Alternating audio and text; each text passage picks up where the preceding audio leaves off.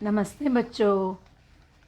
बृहन मुंबई महानगर पालिका शिक्षण विभाग की तरफ से मैं श्रीमती नम्रता नीलकंठ सावंत वरई सिफेस उपरा मराठी स्कूल की तरफ से आप सभी बच्चों का स्वागत करती हूँ और आशा करती हूँ कि आप सभी बच्चे सुरक्षित होंगे।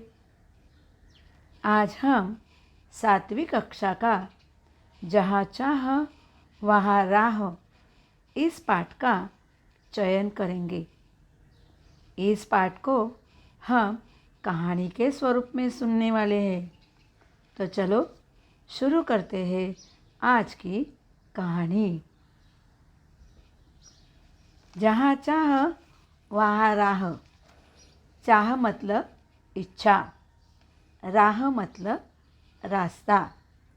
यदि हमारे मन में इच्छा हो तो हम हमारा रास्ता ढूंढ लेते हैं, या आप ऐसे भी कह सकते हो कि इच्छा होने पर मार्ग मिलता है।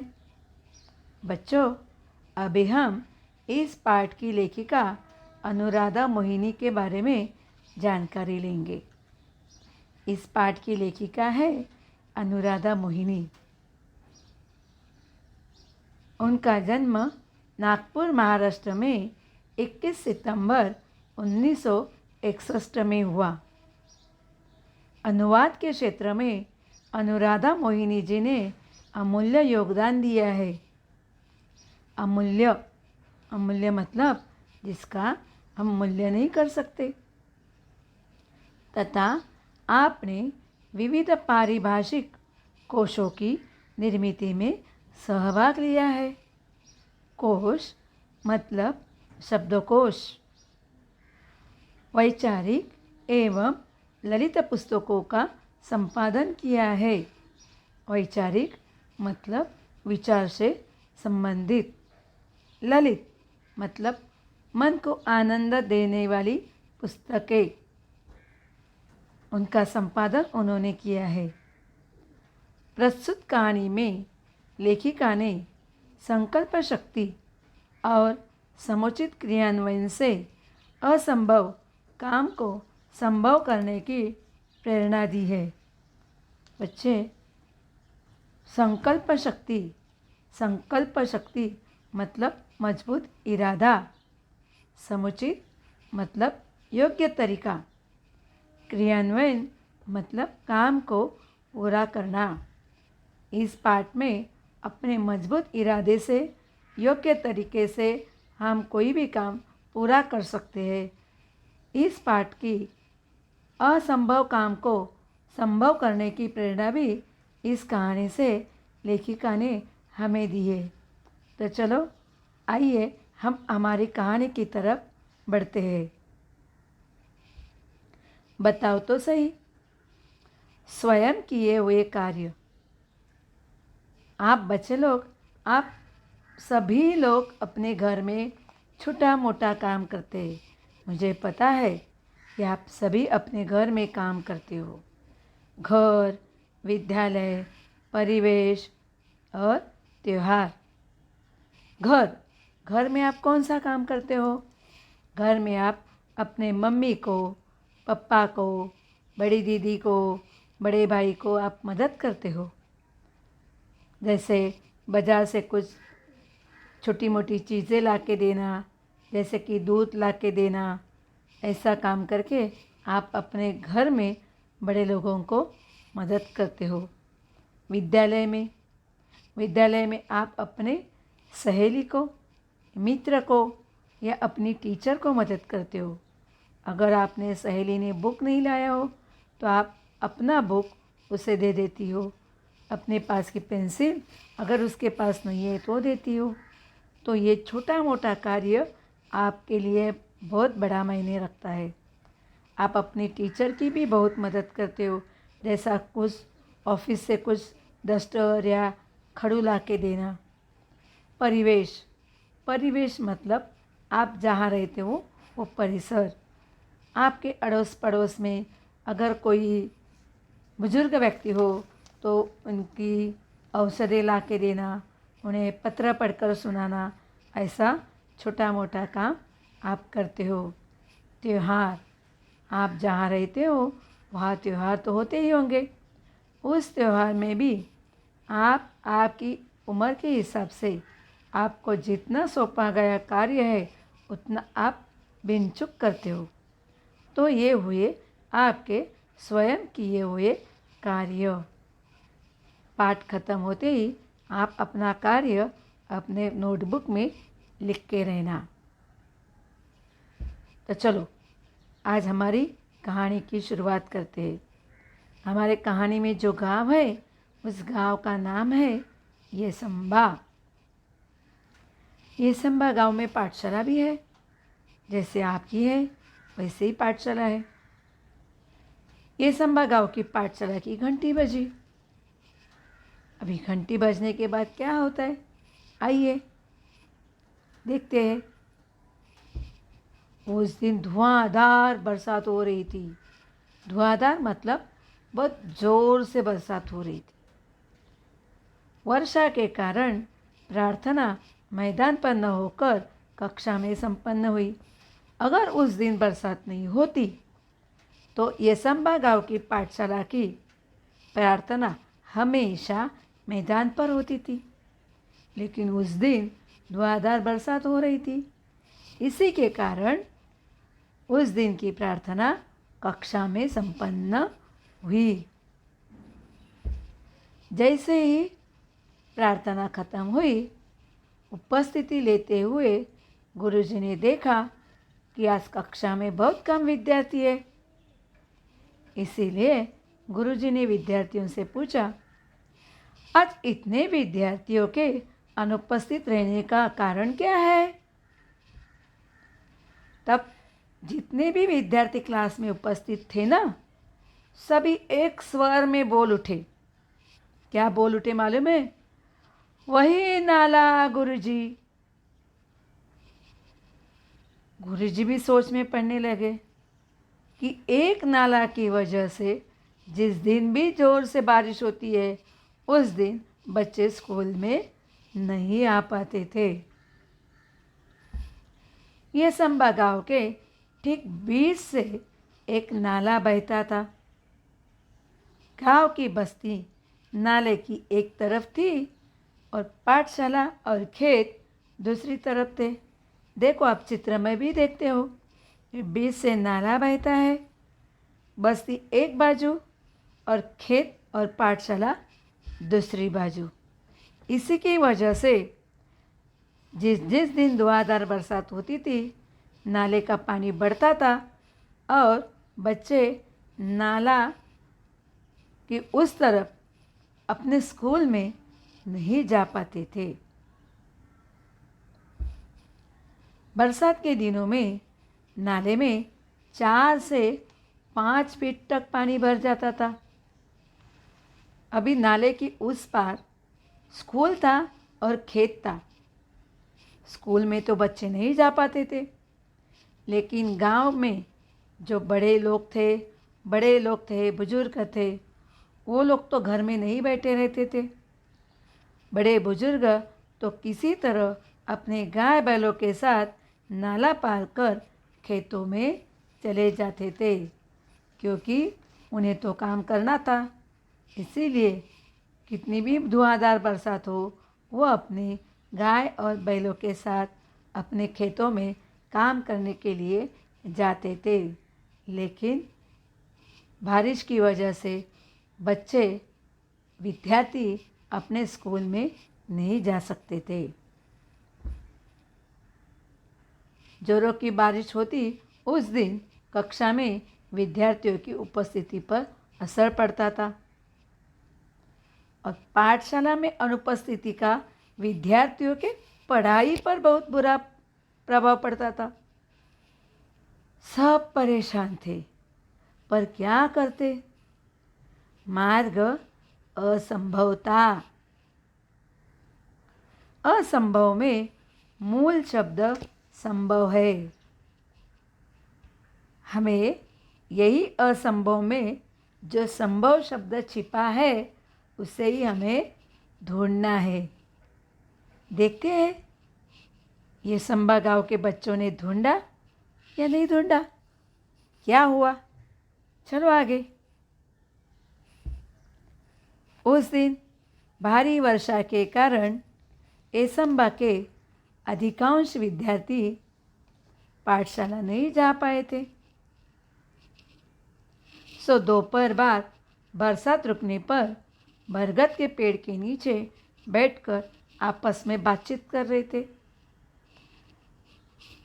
बारिश रुकी थी, दोपहर का समय था और बरगद के पेड़ के नीचे सब गांव के बच्चे इकट्ठा हुए थे, क्योंकि ये बच्चे बारिश की वजह से उस दिन स्कूल नहीं गए थे।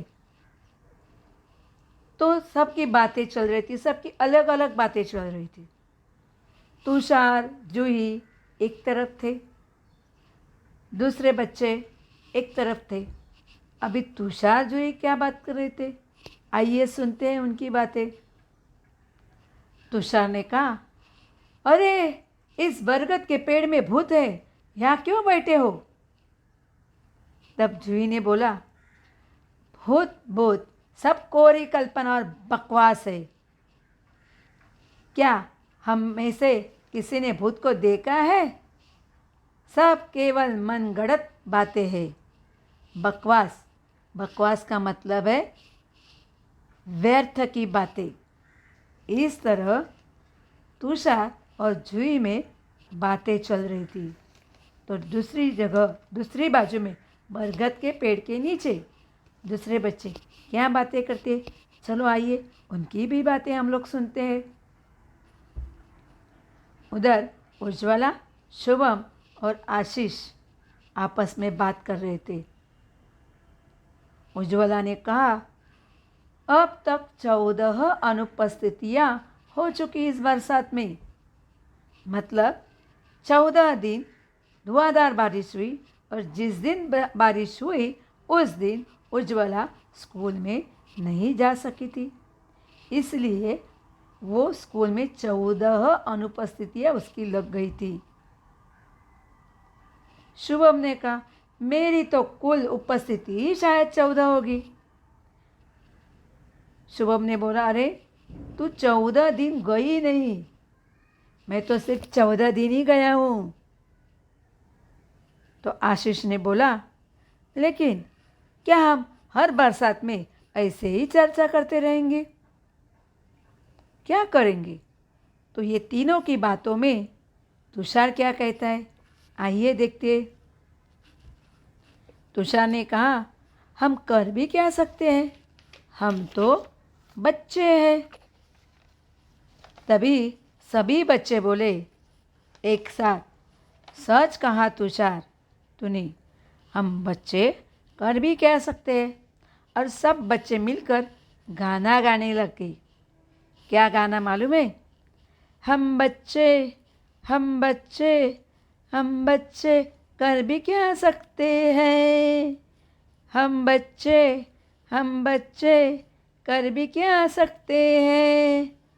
हम बच्चे, हम बच्चे कर भी क्या सकते हैं। बच्चे लोग ये गाना गा रहे थे, तभी उनका गाना दामिनी सुन रही थी। वो एकदम जोर से बोली, क्या बोली, चलो देखते हैं। दामिनी ने कहा, हंसो मत, कोई कुछ कर सकता है तो वो हम ही है। आत्मविश्वास भरा यह स्वर दामिनी का था। हर समस्या का निदान संभव है। समस्या मतलब कठिनाई, निदान मतलब समाधान। प्रकृति ने विचार करने के लिए हमें बुद्धि दी है। प्रकृति मतलब कुदरत। मुझे विश्वास है कि हम सब मिलकर विचार करेंगे तो कोई ना कोई रास्ता अवश्य मिलेगा। दामिनी की ये बातें सुनकर सब बच्चे चुपचाप हो गए। दामिनी की बातों से माहौल ही बदल गया। माहौल मतलब वातावरण। कोशिश करने वालों की कभी हार नहीं होती। कोशिश मतलब प्रयत्न। दामिनी ने कहा, अगर हम कोशिश करेंगे तो हमारी हार कभी नहीं होगी। हम असंभव काम को संभव करके दिखाएंगे और इसीलिए हम सबको इकट्ठा मिलके सोचना चाहिए। दामिनी की इस बात से पूरा माहौल ही बदल गया था। हर कोई गंभीर होकर समस्या के हल के बारे में सोचने लगा। हल मतलब निराकरण। सब बच्चे सोचने लगे, क्या करेंगे क्या करेंगे क्या करेंगे। सब बच्चे सोचने लगे। इतने में अचानक आशीष चिल्ला उठा, हल मिल गया, हल मिल गया, हल मिल गया। आशीष की आंखों में चमक और स्वर में उत्साह था। हम बरसात में भी पाठशाला जा सकते हैं। हल मिल गया, हम बरसात में भी पाठशाला जा सकते हैं। आशीष जैसे जोर से चिल्लाया, वैसे ही सब बच्चे लोग आशीष की तरफ देखने लगे। सब बच्चे एक साथ बोल पड़े, कैसे? आशीष ने कहा, पुल। हाँ, पुल। हम नाले पे पुल बनाएंगे। विज्ञान की पुस्तक में हम पुल की जानकारी है, हमारी विज्ञान की पुस्तक में पुल की जानकारी है, वो हम पढ़ेंगे। अंतर्जाल से भी जानकारी प्राप्त कर सकते हैं। गांव का नाला बहुत ज़्यादा चौड़ा नहीं है। हमें लगभग 10 फीट का पुल बनाना होगा। आशीष की ये बातें ना सब जगह फैल गई। पुल बनाने का ये आशीष का विचार जंगल की आग की तरह ये संबा गांव में फैल गया। ये संबा गांव में हर कोई, बड़ा छोटा बुजुर्ग, सब लोग आशीष की सोचने लगे कि हाँ, हम कर सकते हैं, हम पुल बनाएंगे। कैसे बनाएंगे, क्या बनाएंगे, ये इस बात पर सोचने लगे। हर व्यक्ति इस विचार और विद्यार्थियों के हौसले की प्रशंसा कर रहा था। लेकिन सिर्फ प्रशंसा नहीं कर रहे थे, वो विद्यार्थियों को साथ भी दे रहे थे। ग्रामीणों और विद्यार्थियों ने छोटा छोटा समूह बनाया और काम के प्रकल्प में बारीकियों पर काम करने का शुरू किया। सामग्री की सूची बनाई। सामग्री मतलब सामान। पुल बनाने के लिए हमें सामान लगेगा। वो सामान की सूची बनाई। अभी सामान की सूची बनाई, लेकिन ये सामान खरीद करने के लिए धन तो चाहिए। तो उसके लिए भी सब ने मिलके 20-20 रुपया एकत्रित करने का काम शुरू किया। देखते देखते ही सामग्री के लिए आवश्यक राशि जमा हो गई। राशि का मतलब है धन। अगर सब लोग इकट्ठा हो जाते हैं तो क्या हो सकता है देखो। तो वैसे ही ये संबा गांव में सभी लोग इकट्ठा हो गए और बुजुर्गों का अनुभव, गांव के बुजुर्गों का अनुभव, युवाओं की शक्ति, विद्यार्थियों का उत्साह, सब मिलकर काम कर रहे थे। पुल बनाने के लिए पूरे गांव के हाथ एक साथ मिट्टी का भराव करने लगे। इस तरह सब लोग इकट्ठा आके काम करते रहे। पुल बनाने के लिए सीमेंट के पाइप खरीदे गए, पत्थर इकट्ठे किए गए, ईंटें आई, बंजर जमीन से मिट्टी खोदी गई। गांव में एक छगन बाबा नामक एक बुजुर्ग था। उन्होंने प्रचुर मात्रा में रेत उपलब्ध कर दी। प्रचुर प्रचुर का मतलब है अधिक, मतलब उन्होंने रेत उपलब्ध कर दी। इसी तरह सब गांव इकट्ठा आके नाले पे पुल बनाने का काम करना शुरू किया। पुल बनाने के लिए जैसे ही सब लोग इकट्ठा आ गए तो उनका एक एक एक एक एक दिन स्वप्न पूर्ति की एक एक ओर उनका कदम बढ़ाने लगा। गांव गांव में सब लोगों में उत्साह था, जोश था। जब तक हम